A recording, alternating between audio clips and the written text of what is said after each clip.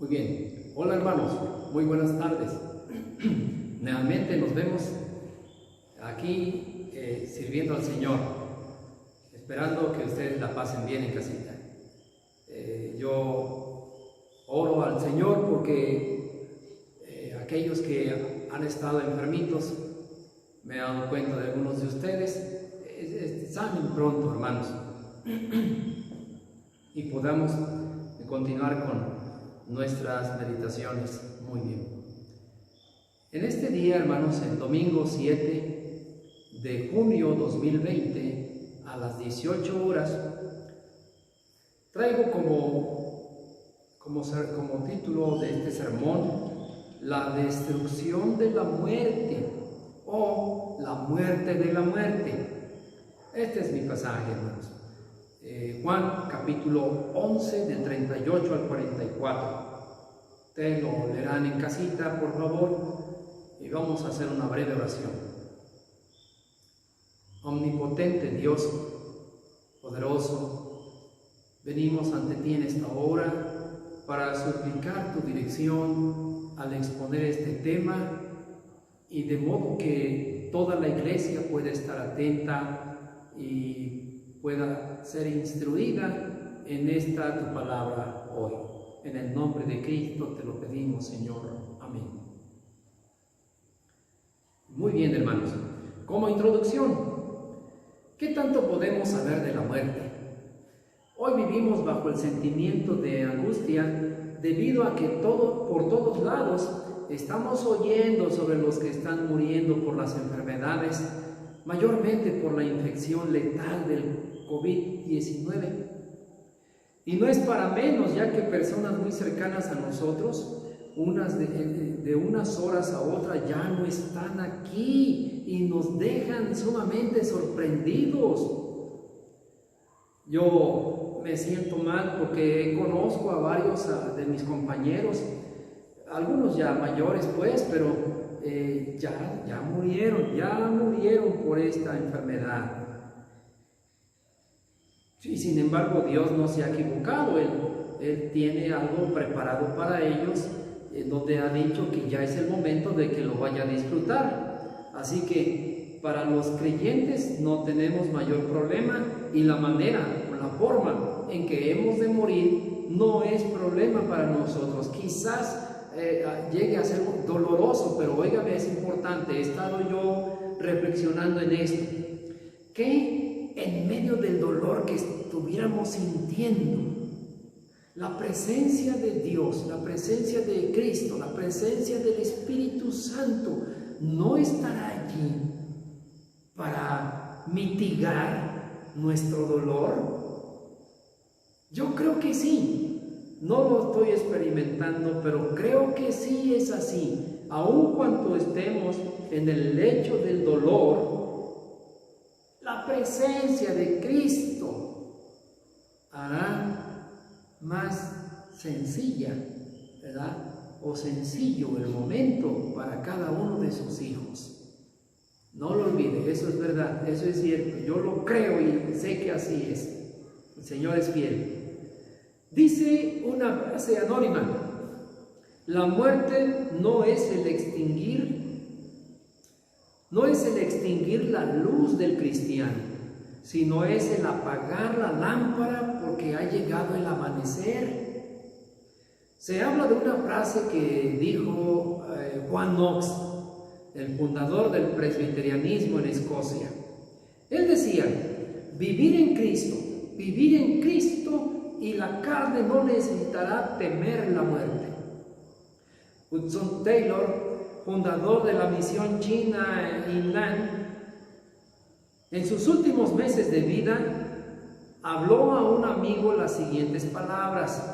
Él dijo así: soy tan débil que no puedo leer mi Biblia, tampoco puedo orar. La única cosa que puedo hacer es acostarme en los brazos de mi Dios como un niño y confiar. A través del pasaje de este sermón me propongo mostrar que la victoria de Cristo sobre la muerte es el fundamento fiel de la esperanza que todo cristiano tiene en la vida para vivir de verdad. En el número 1, Cristo, dice la Escritura, allá en el pasaje que acabamos de leer, Cristo se conmueve ante el sufrimiento que la gente tiene al morir alguno de su familia. El pasaje del versículo 38 de Juan capítulo 11 dice: Jesús, profundamente conmovido otra vez, vino al sepulcro. Oiga, ¿y qué dice aquí? Es profundamente conmovido porque Él se conmueve ante el sufrimiento. Él recibe este impacto en su cuerpo, en su carne, en su alma también, en su corazón. Ya en el versículo 35 dice: Jesús lloró. Dice que lloró y ahora nos vuelve a decir que Él está profundamente conmovido en este versículo 38.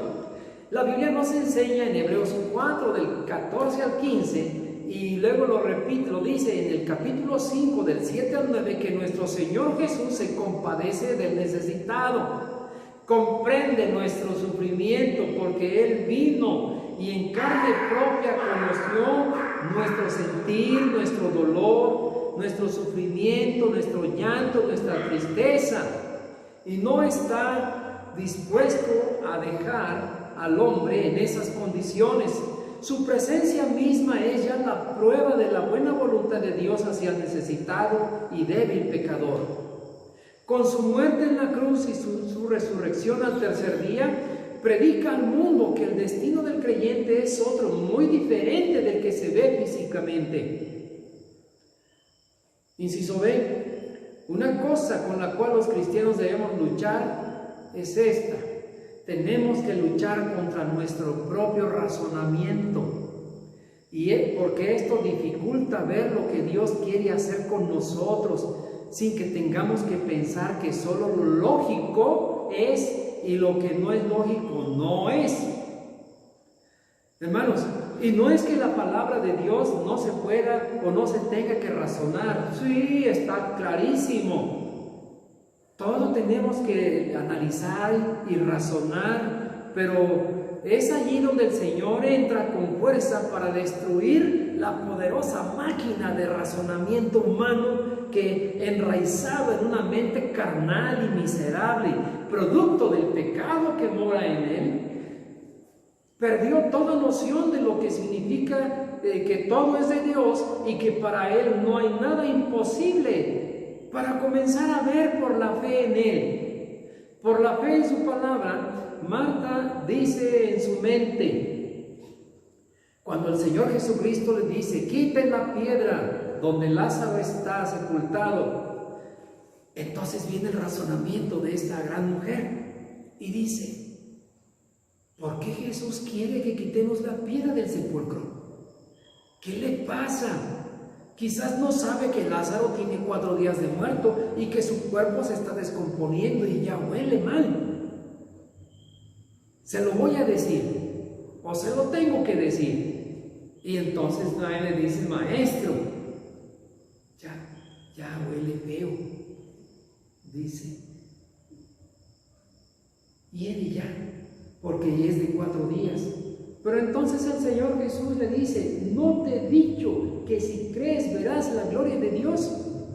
Cristo le dice que al principio, le dice que el que cree en Él verá la gloria de Dios.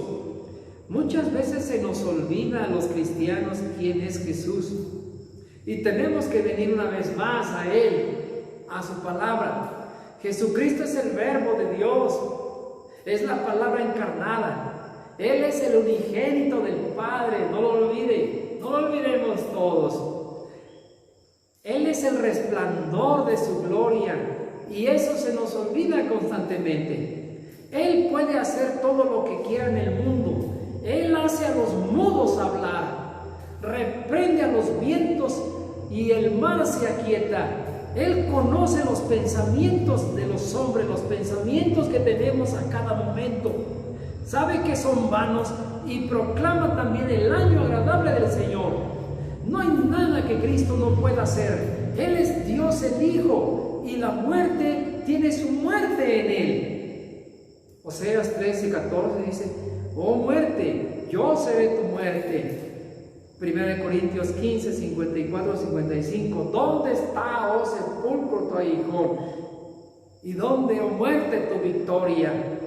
¿Cuál victoria ha tenido? Por un tiempo están allí nuestros hermanos ya sepultados y muertos. Por un tiempo también mucha gente está muerta espiritualmente, pero muchos de ellos les será dada vida en Cristo, y a muchos que están en los sepulcros oirán la voz del Señor y se levantarán también. Esa es la muerte de la muerte. Número 2. Cristo conoce que el hombre por su pecado necesita entender quién es Él y que ha venido a dar muerte a la muerte. Dice el versículo, el Hijo y el Padre comunicándose de esta forma, dice allá. Entonces quitaron la piedra de donde había sido puesto el muerto, y Jesús, alzando los ojos a lo alto, dijo: Padre, gracias te doy por haberme oído. Yo sabía que siempre me oyes, pero lo dije por causa de la multitud que está alrededor, para que crean que tú me has enviado. El Hijo y el Padre tienen una comunión tan estrecha, y la voluntad del Padre es la voluntad del Hijo. Y el pueblo allí y el mundo entero tiene que saber que Cristo es el enviado del Padre a este mundo para proclamar la gloria de Dios. El Hijo debe ser conocido y creído por la gente. Y Jesús sabe que el hombre está ciego y no puede ver ni entender quién es la persona que está entre ellos. El versículo 41 dice, y 42, estas palabras que acabo yo de decir. De la misma manera que sucede con muchos hoy día, y que caminan como si eso no importara, o se enfurecen como si tuvieran la razón. Juan 9, 27 al 29 y Romanos 1, 21, por ejemplo, nos dice en ese pasaje de Romanos esta palabra tan importante, tan crucial. Dice de esta manera: pues habiendo conocido a Dios, el hombre caído, el hombre incrédulo, el hombre inconverso, no le glorificaron como a Dios, ni le dieron gracias, sino que se envanecieron en sus razonamientos, y su necio corazón fue entenebrecido. Profesando ser sabios, se hicieron necios. En esa necedad está la gente, y en esa necedad estábamos nosotros también. Necesitamos entender quién es Jesús, y necesitamos entender que Él vino para dar muerte a la muerte que tanto azota y que tanto daño hace a la gente, sobre todo a la gente inconversa. Luego entonces, inciso B, ahora he aquí el momento cumbre. Jesús va a dar una de las demostraciones más gloriosas de su poder a la gente.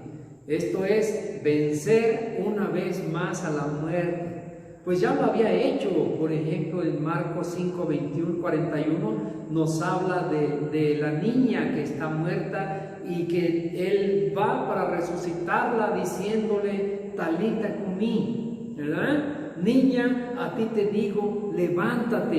Y al instante la niña se pone de pie ante la expectación de sus padres y ante la mirada expectante también de toda la gente que lo vio ya saliendo fuera de la casa.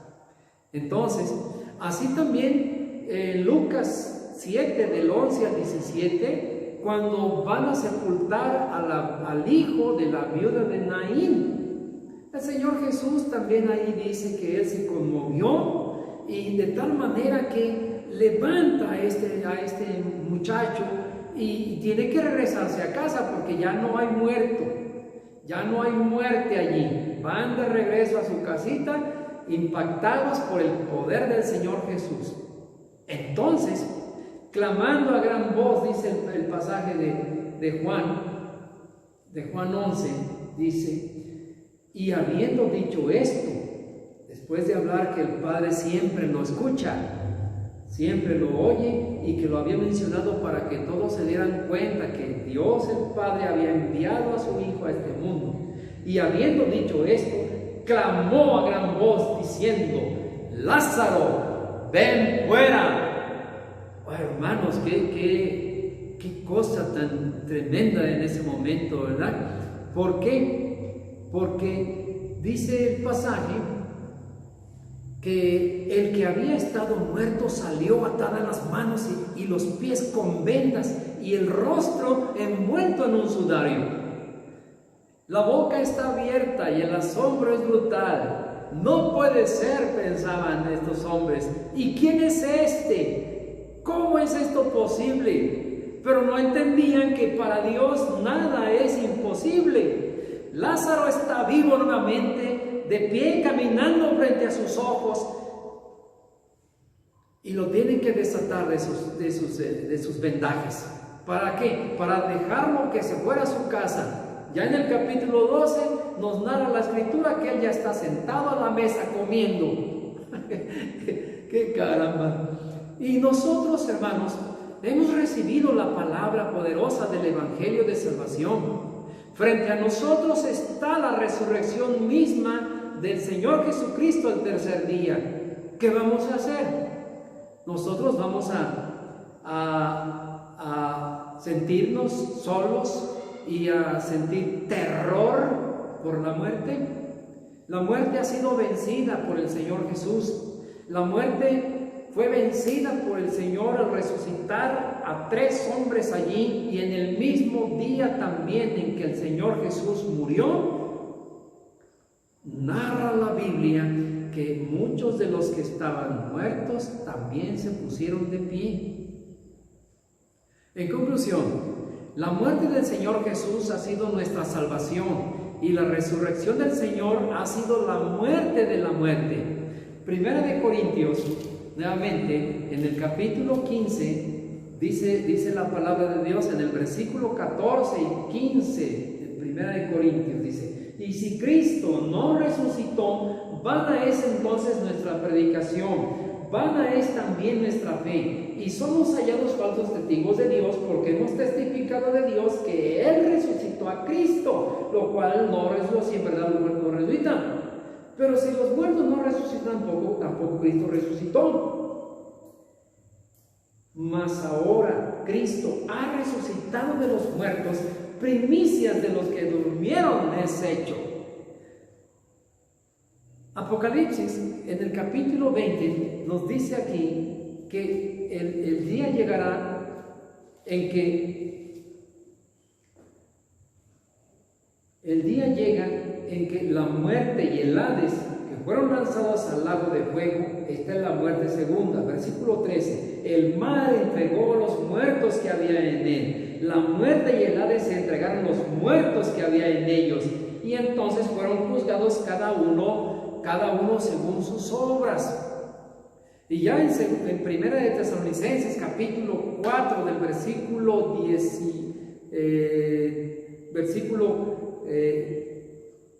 13 hasta el versículo 18, nos está diciendo que el día en que Cristo venga, vendrán también todas las almas de los hijos de Dios que están con Él, para poder resucitar, levantándolos una vez más del sepulcro donde habían quedado. Y si estamos muertos cuando el Señor venga a la final trompeta, y los muertos en Cristo resuciten, y el mar entregue a sus muertos, y la muerte y el Hades entregue a sus muertos, y entonces se cumplirá la palabra que está escrita de esta manera. Nos dice también el mismo pasaje de Segunda de Corintios, de Primera de Corintios. De la misma manera, en el capítulo 15 dice,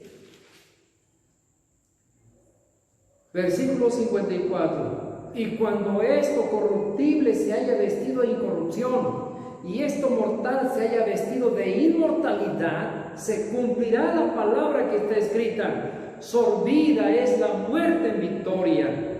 ¿Dónde está, oh muerte, tu aguijón? ¿Dónde, oh sepulcro, tu victoria? Mas gracias sean dadas a Dios que nos da la victoria por medio de nuestro Señor Jesucristo. Entonces, la muerte y el Hades entregarán a sus muertos. Entonces se cumplirá la palabra que está escrita de esta manera: sórdida es la muerte en victoria. Y gracias sean dadas a Dios que nos da esa victoria por medio de nuestro Señor Jesucristo. El día viene cuando el Señor Jesucristo, con poder y gloria entre las nubes, haga presencia entre nosotros, a este mundo una vez más. Y entonces, hermanos, la muerte no tendrá nada que hacer entre nosotros. La muerte es un estado, no es una deidad, y no es tampoco un espíritu, y tampoco es una persona. La muerte solamente es un estado, y así es como debemos enseñarle a la gente. Ellos creen muchas cosas acerca de ello que están fuera de la palabra, fuera del Evangelio.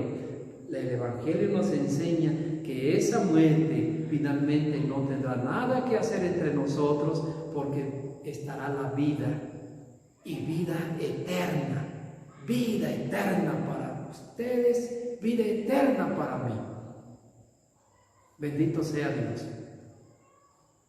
Que el Señor les bendiga, hermanos. Amén.